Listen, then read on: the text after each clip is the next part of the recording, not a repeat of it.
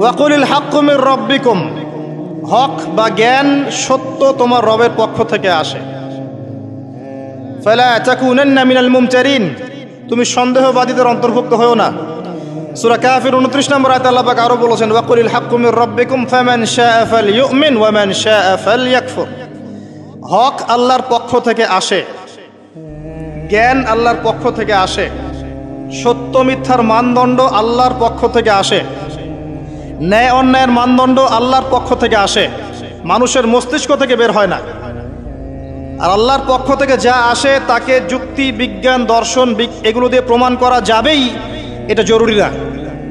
এমন অনেক বিষয় হতে পারে আল্লাহর পক্ষ থেকে আসতে পারে যেটাকে আপনি যুক্তি, বিজ্ঞান, দর্শন দিয়ে প্রমাণ করতে পারবেন না, কারণ এগুলোর সীমাবদ্ধতা আছে, আল্লাহর জ্ঞানের কোনো সীমাবদ্ধতা নাই। আমার কথা কি বোঝা যায়? কথাগুলো হয়তো ইয়াংরা বুঝতে পারবেন। আর আমি জানি লেকচার যত আগাবে মুরব্বীরা তত উঠে চলে যাবে, আমি এটা ফিল করেছি আর কি। কিন্তু আমি এটা বিশ্বাস করি আগামী দিনের ইসলামের ধারক এবং বাহক হবেন যুবকরা ইনশাআল্লাহ,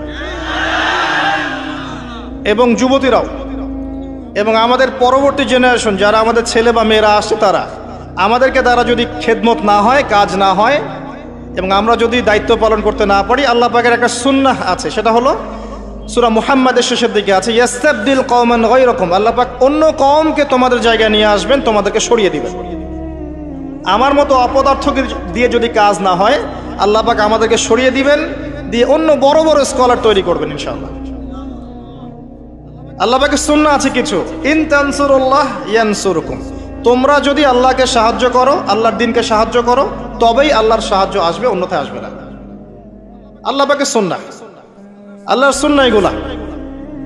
নাসুল্লাহ ফানাসিয়াহুম, মানুষ যদি আল্লাহকে ভুলে যায়, আল্লাহ তাদেরকে ভুলে যাবে, এগুলো আল্লাহর সুন্নাহ। ইন্নাল্লাহা লা ইউগাইয়িরু মা বিকওমিন হাত্তা ইউগাইয়িরু মা বিআনফুসিহিম, আল্লাহ পাক কোনো কওমের অবস্থা ততক্ষণ পরিবর্তন করেন না যতক্ষণ তারা তাদের অবস্থা পরিবর্তনের চেষ্টা করে না।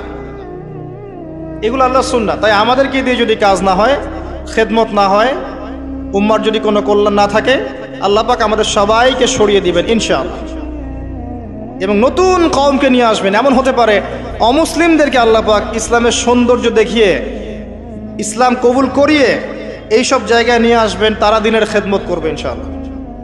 কারণ আমরা আগাছা, নিজেকে দিয়েই বুঝতে পারছি, মানুষের দিকে চোখ তোলার, আঙ্গুল তোলার দরকার নাই, নিজেকে দিয়েই বুঝতে পারছি আমরা সবাই আগাছা।